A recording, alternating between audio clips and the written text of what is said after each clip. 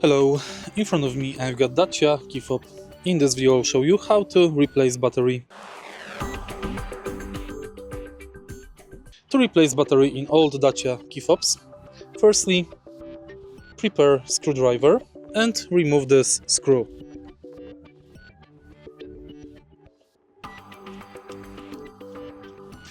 Once the screw is removed,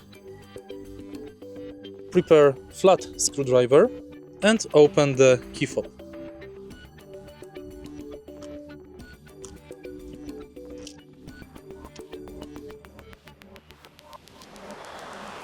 Again, use the flat screwdriver, place it here, and now you can lift the battery up.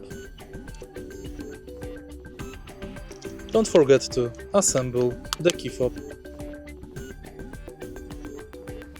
If you find this video helpful, please leave like, comment and subscribe.